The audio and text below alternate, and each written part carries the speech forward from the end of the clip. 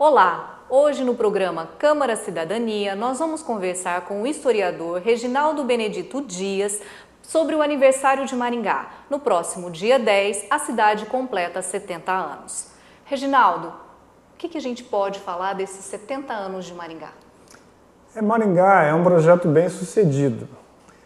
A cidade comemora 70 anos de uma fundação realizada no dia 10 de maio de 47, mas é um projeto até um pouco mais antigo e que foi feito por escalas, mas com bastante planejamento, né? Eu costumo até, para ser didático, dividir o processo inicial em 4 fases de ocupação. A primeira seria o início da venda dos lotes rurais, que está circunstanciado mais ou menos em 1938. Depois nós temos uma segunda fase, que é a ocupação do que seria o perímetro urbano do município, que não existia ainda, o Maringá fazia parte da circunscrição de Londrina. Uma terceira fase é exatamente o 10 de maio de 1947, quando houve a fundação oficial, que é a data reconhecida, mas ela não é uma data que pertence ao poder público. A companhia colonizadora instituiu essa data a partir do momento em que havia uma nova fase de ocupação do que viria a ser a base urbana, a partir do planejamento que ela havia encomendado ao urbanista de São Paulo, Jorge Macedo Vieira. Então esse é o 10 de maio. Nessa fase, Maringá pertencia à circunscrição de Apucarana. As pessoas às vezes confundem, acham que era Managuari, mas o município de Managuari não existia ainda em 10 de maio de 1947. Ele foi criado logo depois, no final de 1947. Então Maringá se integra como distrito ao município de Managuari. E a quarta fase é a da implantação do município, decorrente da Lei 790/51, e houve a eleição para prefeito e vereadores em 1952, nós estamos na Câmara Municipal. Ali sim, então, é instituído o município. Só que esse processo ele foi planejado. Em 1943, já havia um planejamento urbano bastante arrojado, encomendado pela companhia, que foi registrado no município de Apucarana posteriormente. Então, quando começa essa ocupação definitiva do território de Maringá, do município, nessa terceira fase, esse planejamento já estava bem traçado para que Maringá fosse uma capital regional. No planejamento da companhia haveria 4 capitais regionais, Maringá seria uma delas. A primeira era Londrina, e depois houve mais 2 capitais, digamos assim, no curso da colonização. Então Maringá foi pensada, planejada para ser um polo regional, e ela cumpriu plenamente essa vocação que foi realizada pelos seus dirigentes municipais, eleitos pelo seu povo, pelas pessoas que trabalharam, pelos empresários. E eu diria, sem medo de exagerar, que esse planejamento foi bastante ultrapassado e por isso Maringá é um projeto bem sucedido. É um município dos mais importantes do sul do país, uma cidade de alta qualidade de vida, com indicadores bastante elevados em quaisquer quesitos, né, econômicos, de IDH, né, indicador de desenvolvimento humano, de modo que quando a gente para comemorar os 70 anos e olha para trás, a gente tem muito motivo para ter orgulho. Não que a cidade não tenha problemas, qualquer cidade terá problemas, não é que esse desenvolvimento não tenha tido as suas contradições, teve. Mas, sob qualquer ponto de vista, a gente vai ter que fazer um balanço muito positivo. E eu diria, não apenas por estarmos numa data celebratória, mas por ser a minha convicção de que essas primeiras gerações legaram um patamar muito alto de realizações para nós. Então, quando a gente olha para trás, a gente tem um parâmetro elevado e um desafio muito grande de dar sequência a esse trabalho que foi realizado por aqueles que nos antecederam. Essa questão dos desafios, né? Hoje a gente vê a cidade completando 70 anos e a gente vê um empenho da classe política e empresarial em pensar a cidade. Como é que você analisa isso, né? Principalmente a partir dessa estrutura do Conselho de Desenvolvimento de Maringá, o CODEM, a partir desse estudo de Smart City. Você acha que esse é o caminho ou existem outras coisas que precisam ser analisadas também? O planejamento faz parte do DNA de Maringá, né? Então a cidade nasce sob o signo do planejamento. está colocado desde antes da implantação do município e desde antes da fundação oficial, sendo esse um ato ainda da companhia colonizadora, né? Isso é um dado que é interessante enfatizar, porque alguns municípios comemoram o aniversário a partir da fundação oficial. Do Estado no âmbito municipal, do ente federativo município, ou pela data da emancipação da lei, Sim. ou pela data da implantação. Maringá tem uma data diferente, que é o dia 10 de maio, mas cada município tem a sua própria tradição. Mas o que conta para nós é que essas etapas mais decisivas já foram realizadas sob o signo do planejamento. À medida que se transfere o mando para o poder público instituído, cabe ao poder público articular as forças sociais, seja empresariais, seja de profissionais liberais, que também são empresários de certa forma, sejam os populares, os trabalhadores, os assalariados, para que a cidade pense o seu futuro e dê sequência com suas próprias características em cada época a esse DNA do planejamento. Eu diria que isso tem sido realizado de uma maneira bem sucedida, embora eventualmente na vida acadêmica a gente possa fazer uma análise e apontar gargalos, aspectos que não foram abordados, tanto na dimensão do município, como também numa dimensão macro regional, já que Maringá, sendo polo regional, ela tem de pensar o seu desenvolvimento à luz do seu entorno, dos municípios que estão conurbados, que têm uma integração de transporte, de meio ambiente, mas eu diria também que esses temas acabam sendo contemplados por esse planejamento, né? Talvez, olhando atentamente a história, a gente tenha percebido assim, um momento em que havia mais gargalos a resolver, mas a partir dos anos 1990, em meados dos anos 1990, esse planejamento foi retomado pelo movimento Repensando Maringá e houve várias etapas, eu nem saberia listar todas agora de memória, mas sem dúvida nós temos mais de 2 décadas de trabalho persistente, de atualização desse trabalho que foi retomado pelo movimento Repensando Maringá em meados da década de 1990, por essa associação entre o poder público, que é quem tem a legitimidade popular pelo voto, de coordenar o processo, mas sabendo trazer para o planejamento as forças que atuam no município, né? Porque as soluções são mais efetivas quando você envolve a comunidade, você chega mais longe.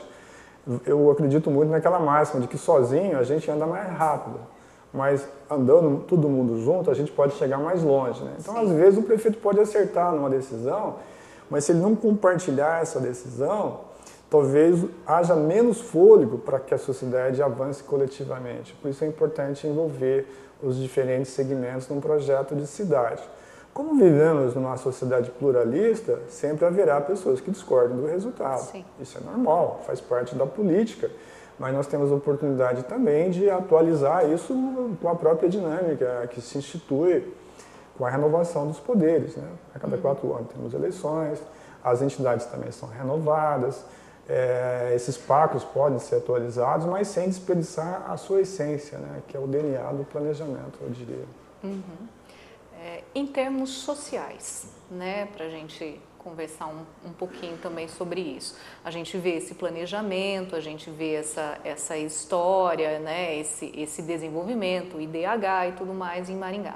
Mas a gente vê também, às vezes, uma pouca participação da população em geral. Você acha que é isso mesmo ou isso é só uma impressão? A gente tem uma participação mais de instituições, não que elas não representem a população, mas elas representam determinados segmentos. Você acha que isso se reflete em Maringá? Isso é parte da história? Os estudos acadêmicos demonstram que há setores da população que têm um ativismo maior, ou porque participam já de algumas instituições, sejam patronais, sejam de trabalhadores assalariados, sejam de entidades como Rotary, Enlice. Então, existe um nicho da população que participa mais mesmo, e as outras delegam poder. Elas participam por intermédio das eleições e depois fiscalizam à distância e votam, ou renovam, ou mudam o voto a cada 4 ou a cada 2 anos, dependendo do que estiver em pauta naquele momento. Mas a atual legislação brasileira, ela oferece um conjunto de mecanismos de participação, porque o princípio que ordena a Constituição Diferentemente de outras épocas, não é mais todo o poder humano do povo e em seu nome será exercido. Atualmente é com o povo será exercido. Então nós temos os conselhos, gestores de saúde, a Conselho da Assistência Social, o Conselho da Cultura, o Conselho do Urbanismo. O poder público não pode tomar decisões isoladamente, ele tem que ou compartilhar decisões com esses conselhos, eventualmente chamar audiências públicas, ou criar outros mecanismos de participação. O atual prefeito, quando era presidente da Câmara, ele fez um movimento para discutir o orçamento público com os cidadãos e as cidadãs. Agora ele está reinstituindo um processo, pelo que eu tenho acompanhado pela imprensa, de diálogo direto com a população. Então, os gestores públicos, sejam os legisladores ou seja o executivo, eles têm essa condição também de potencializar os mecanismos existentes, eventualmente até oferecendo alternativas, mas cabe ao cidadão também participar, né? Então, eu já vi muitos estudos que mostram que a pessoa que participa da comunidade da igreja, ela é a mesma que participa dessas reuniões com o prefeito, que vai participar do conselho, e porque elas têm uma propensão maior a participar da vida pública nessa esfera, né? Algumas saem candidatas, mas nem todas saem candidatas, mas muitas pessoas acompanham mais à distância, não é por falta de interesse, mas é porque elas entendem que o voto é um mecanismo eficiente para atingir as finalidades dela. Então a gente verifica momentos de maior participação, momentos que as pessoas se recolhem mais, às vezes existe uma crise, a gente não entende por que as pessoas não protestam, né? Mas eventualmente elas podem protestar também. O que não existe é uma uniformidade. Só que o mais importante é que esses mecanismos existem e podem ser utilizados mediante o ativismo da população ou mediante também as oportunidades que o poder público pode ensejar para que esse diálogo permaneça e até se multiplique, né? Eu não sou daqueles que menosprezam não, os mecanismos existentes, eu acho que eles são muito amplos e que precisam ser bem utilizados. Nós vamos fazer um breve intervalo, voltaremos daqui a pouco.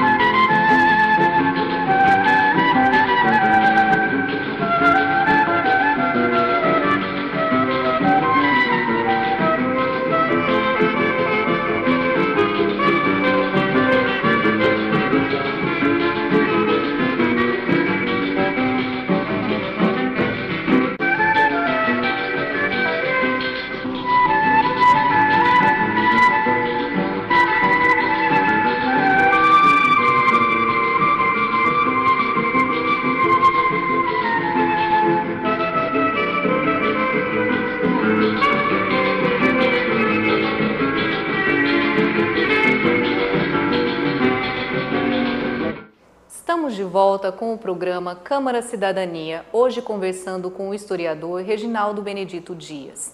Nesse bloco vamos conversar um pouco sobre a história do Legislativo maringaense. A cidade completa 70 anos e o Legislativo pouco mais de 60.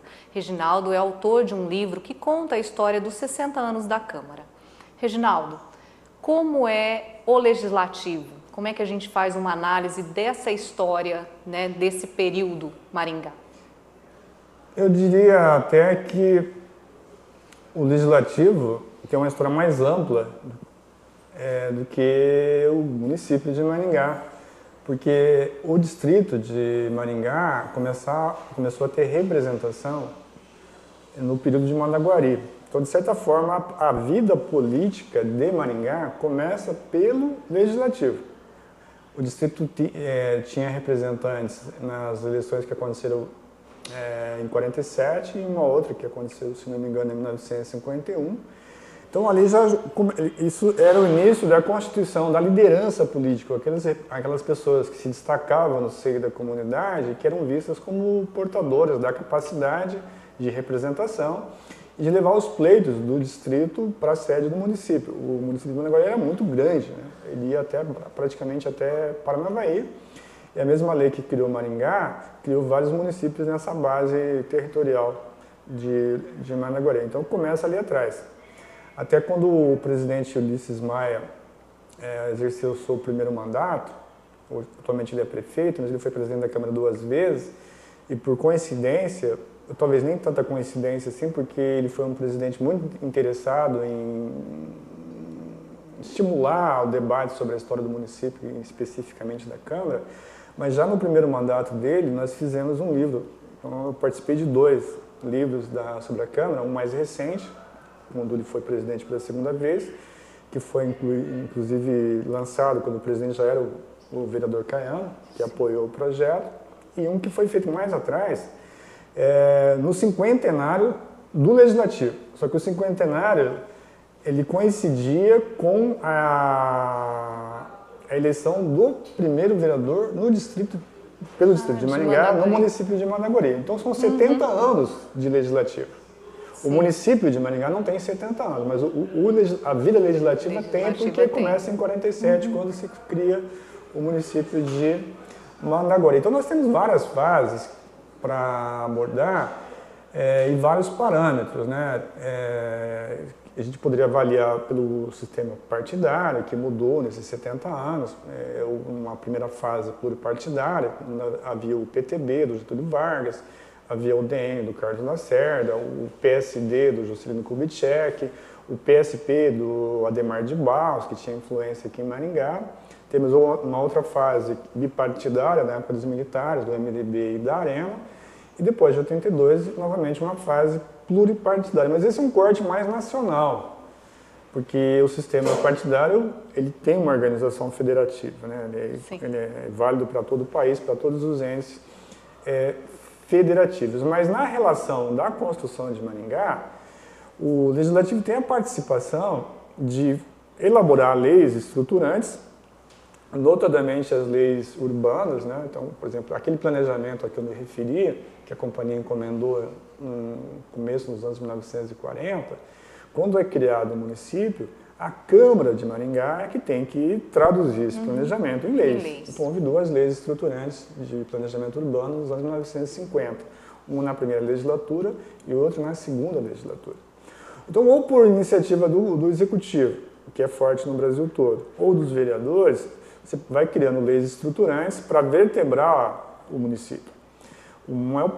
Essa questão do planejamento urbano, num determinado momento você tem a questão ambiental, que Maringá tem a identidade de uma cidade verde, então ela passa também a criar leis ambientais, de proteção, de preservação, há leis de proteção social, então tudo isso passa pelo debate da Câmara, inevitavelmente, né? Mesmo quando você muda a estruturação do Estado Federal, muda a Constituição, a Câmara mantém o seu papel de pensar o município e de legislar nessa base territorial, valendo sempre aquela máxima de que as pessoas moram mesmo no município. O Estado e a União são abstrações, a gente pisa o chão da cidade, né? Então a gente tem contato com o prefeito, né? A gente tem contato com o vereador. Então isso estimula até que o cidadão goste mais da política, porque são aqueles agentes políticos que vão dialogar com o problema dele e que eventualmente depois, em outra escala, vão representá-lo para levar essa demanda para o governador, ou porque o prefeito vai fazer a gestão, ou porque ele vai eleger um deputado, ou até no caso de um deputado federal. Então a Câmara tem esse papel de pensar o município e de ser uma espécie de escola de formação política. Eu gosto muito desse termo, que foi cunhado por um ex-secretário do município, que tinha vocação de historiador, chamado Antônio Tortato. Ele dizia que a Câmara é uma escola de política. Ela é uma escola porque ela aproxima o cidadão da vida do município. Às vezes ela é a porta de entrada para esse cidadão se tornar um representante político de base municipal e, eventualmente, até de base estadual e federal. Então, nós temos muitos casos de vereadores que alçaram voos para outras escalas políticas, mas tendo começado na Câmara de Maringá. E o exemplo mais claro que nós temos é do atual prefeito, que era vereador na legislatura anterior, né? Que é um caso, não é um caso muito comum, na história de Maringá. Nós tivemos somente um caso anterior do ex-vereador Luiz de Carvalho, mas também tivemos casos de vereadores que foram eleitos deputado estadual. Há uma grande quantidade de deputados estaduais saídos da Câmara de Maringá.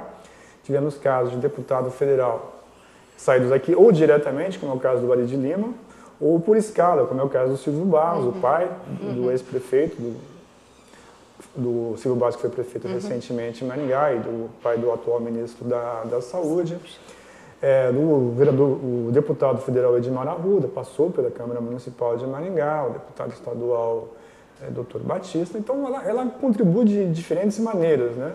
Ela tem a sua vocação constitucional de elaborar leis e de fiscalizar, mas também ela ajuda a formar lideranças e a integrar a ideia, a pauta da cidade em cada quadrante. É o vereador que faz essa ligação com o bairro. O prefeito pode fazer, pode criar mecanismos, mas esse contato direto quem tem é principalmente o vereador, quem é visto pelo cidadão. Quando o cidadão precisa de alguma coisa, ele vai procurar um agente público, o primeiro impulso que ele tem é de procurar o vereador. Isso, de certa forma, é até uma distorção, porque o papel do vereador não é fazer essa ponte. Mas é assim que o cidadão vê também, é difícil para o vereador dizer não. Né? Alguns até têm um certo filtro para fazer esse trabalho, mas alguns se especializam. Mas se o vereador faz isso, é porque o cidadão identifica nele esse papel. Então, é uma via de mão dupla. Né?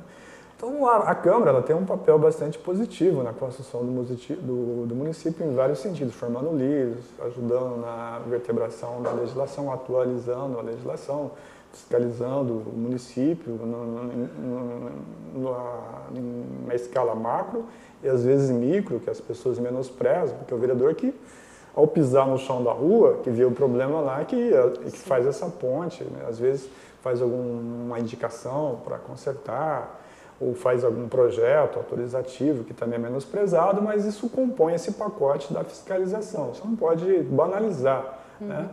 Mas eu até diria que das atribuições do Legislativo, talvez a principal seja a fiscalização, porque as pessoas têm, às vezes, aquela ideia de que o vereador deve ficar o tempo todo com o chapéu de pensador pensando em leis, né? Só que as leis, elas devem ser maturadas. E hoje, no nosso ordenamento jurídico-político do país, você tem um emaranhado de representações para que haja leis estruturantes. Então, para uma lei urbana, ela deve passar pelo gabinete do prefeito, pelo conselho de urbanismo, até chegar na Câmara. O vereador pode participar. Não convém, é a minha opinião, que o vereador fique pensando o tempo todo numa lei urbana. Ele tem que respeitar esse circuito. Né? E não vai fazer, nós não precisamos de 100 leis novas todo ano, né? Então você tem uma maturação necessária para que haja uma quantidade equilibrada de leis e de leis necessárias, né?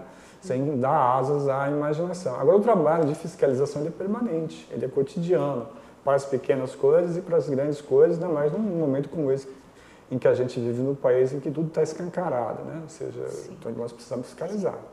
Nessa questão específica, né, que se discute muito, como assim, várias pessoas veem isso, o papel do vereador como fiscalizador, mas muitas outras avaliam. Muitas vezes você tem a própria imprensa avaliando o vereador como produção, né? Quantas leis produziu, quantas indicações fez, quantos requerimentos fez.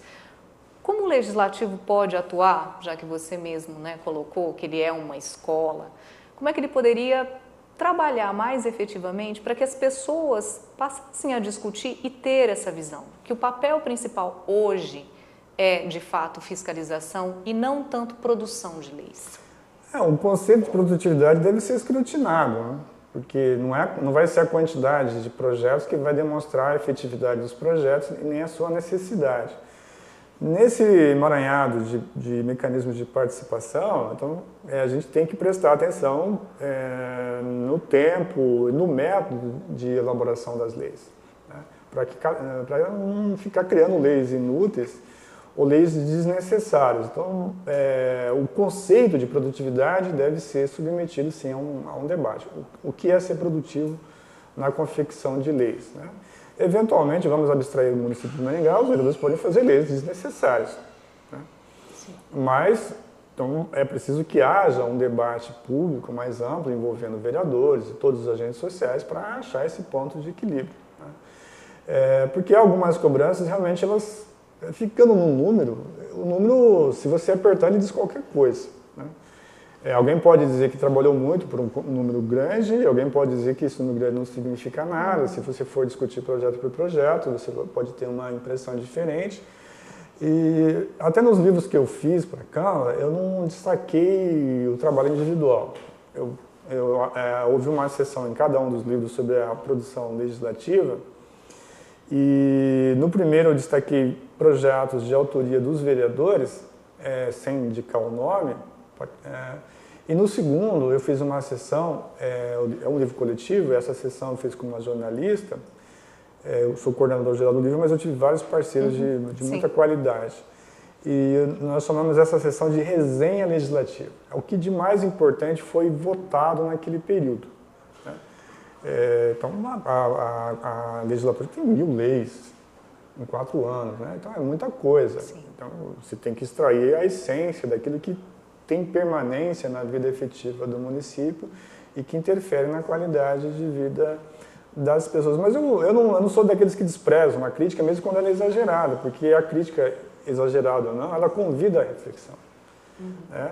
Se alguém não criticasse, a gente não estaria discutindo aqui, até para achar uma medida que não é a minha, nem a sua, né? É um debate social que deve existir para verificar se a Câmara de Maringá é produtiva, se a de Londrina é produtiva, e o conceito de produtivo tem que estar escrutinado pelo debate público. Não vai ser um setor, isoladamente, que vai estabelecer essa régua, né? Sim. Porque numa sociedade pluralista as pessoas podem enxergar o mesmo problema a partir de diferentes ângulos. Essa última, né, legislatura eleita, a legislatura atual, 2017-2020, ela houve, assim, uma grande renovação, a gente pode dizer isso, em termos de nomes, ou você analisa de forma diferente? Isso eu escrutinei nos 2 livros que eu fiz. A taxa de renovação da Câmara é sempre alta. Eu não tenho aqui o livro na mão, mas assim, ela é quase sempre de 2/3. Quando houve maior taxa de manutenção, foi porque a regra do jogo mudou muito em cima da hora e o eleitor não se adaptou.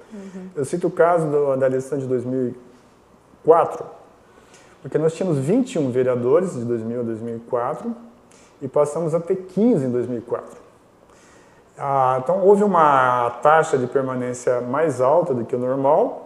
Ela se tornou muito mais alta porque houve uma redução de cadeiras. Então, ela ficou absurdamente alta naquele momento, né? Mas se a gente olha e faz até um gráfico da taxa de renovação, a gente vai constatar que a lógica é que 2/3 dos vereadores saiam e que apenas 1/3 fique a cada eleição. É uma lógica que o eleitor estabeleceu por conta própria. Ninguém foi lá e mandou fazer de um jeito ou de outro, né? E eu não sei se essa taxa é alta ou se ela é baixa. O que eu constato é que é um padrão do eleitor de Maringá. E nessa última eleição não foi muito diferente, não. Mas às vezes até a renovação, você precisa olhar atentamente, porque, por exemplo, nesta eleição, entraram vereadores que já tinham experiência legislativa. O presidente da Câmara, ele ficou de fora da última legislatura, o atual presidente Mário Russocala, porque a legenda pela qual ele disputou não obteve o quociente. Mas ele teve uma votação muito alta. Expressiva. Ele teve terceira ou quarta maior votação do pleito anterior. O vereador Altamiro, ele foi vereador de 2004 a 2008 e depois ficou um período fora da Câmara e voltou agora. Então, são pessoas experientes, né? Então, quer dizer, a taxa de renovação é alta, mas de alguma maneira também o eleitor, nesta vez, ele trouxe de volta pessoas que já tinham uma certa experiência. E eu observei também, um outro dado, que a idade dos vereadores tem sido mais elevada. Nesse livro que nós fechamos quando o presidente Caiana estava no exercício da chefia do Legislativo, e que o projeto que começou com o presidente Ulisses Maia, é visível, porque a gente faz um quadro que a faixa etária vai sendo mais elevada. Né? Vereadores o atual presidente da Câmara é um homem de uma idade, ele é vereador desde a década de 80, para que o espectador tenha com intervalos, vai ver se prefeito. Então ele é um homem muito experiente, né? Ele não é uma novidade. Né? O eleitor o trouxe de volta, mas dependendo de como você olha a estatística, você vai considerar uma renovação. E dependendo da forma como você olha, você vai achar que é um investimento na experiência e não é por acaso que ele voltou para a Câmara e se tornou presidente pela liderança que ele exerce sobre os vereadores na casa. Essa questão do número de vereadores que você tocou, né? Maringá já teve 21, depois pela mudança da regra, passou a ter 15, hoje poderia ter até 23 e mantém 15. Você acha que isso faz diferença na representatividade? Olhando assim, toda a história da Câmara, ela começa com 9, vai para 15, vai para 17, vai para 21, depois encolhe para 15. Então os perfis não são muito diferentes. Tem uma presença bastante significativa de médicos, de advogados, de funcionários públicos, há alguns vereadores de extração mais popular em cada legislatura. Então os estilos parece que são mais ou menos parecidos e mudam, o que muda é a escala, de 15 para 21, etc. Né?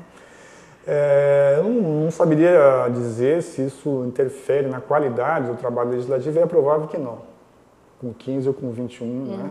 Eu tenho uma intuição estimulada pelo aquilo que eu li e fiz, de que não há uma disparidade de produção e de qualidade da produção, independentemente do número de vereadores. Agora, há um aspecto que faz diferença, que é na própria acessibilidade da representação. O que eu quero dizer com isso? Quanto menos vereadores, maior o quociente eleitoral. O quociente, para que o espectador saiba, é aquela quantidade de votos necessária para que cada legenda atinja uma cadeira na Câmara. Então, você pega a quantidade de votos válidos, divide pelo número de cadeiras e você vai achar o quociente. Se você divide 200 por 20, você vai ter um quociente de 10. Se você tem 15 cadeiras, você vai aumentar o quociente. Então, é uma exigência que alguns podem achar que é benéfica, porque vai precisar fazer mais votos, mas ela pode também elitizar a representação, por tornar mais difícil para os partidos menores e até para uma liderança que tem um certo potencial, mas que tem que atingir um patamar mais elevado de votos, e às vezes isso implica ter mais investimento a fazer no processo eleitoral. Né? Então essa é uma crítica que costuma ser feita e que merece atenção. Agora vale dizer que se a Câmara de Vereadores de Maringá tem 15 cadeiras hoje, é porque houve esse debate na Câmara. E em mais de uma ocasião isso foi pautado e a Câmara, no debate com a sociedade, decidiu que deveria manter 15. Ela tem a prerrogativa de ampliar. E ela pode ampliar quando esse debate voltar à pauta e se chegar a uma nova conclusão. Né? A população continua a crescer. De 2004 para cá, quando caiu de 15 para 15, Maringá tinha cerca de 300 mil habitantes. Hoje tem mais de 400 mil habitantes. Você ganhou 100 mil habitantes no período em que houve a manutenção de 15 cadeiras, quando um pouco menos de população você chegou a ter 21. São questões para o debate, mas eu não creio numa solução assim que venha de um lugar só, né? O debate coletivo é o melhor caminho para achar esse ponto de equilíbrio. Tem a impressão que uma hora vai mudar, né? Porque aqueles que argumentam que a representação está subestimada, uma hora talvez tenham sucesso em convencer os demais de que a cidade está crescendo, o litoral está crescendo, a população está crescendo e que a representação precisa ser ampliada. E aqueles que entendem que o número não faz muita diferença, continuam argumentando, né? Alguém vai fazer maioria ou pode haver alguma negociação para achar um ponto de equilíbrio. Tá certo, obrigada, Reginaldo. Esse foi o programa Câmara Cidadania. Você pode conferir essa e outras entrevistas no nosso canal no YouTube TV Câmara Maringá e também no canal 16 da NET.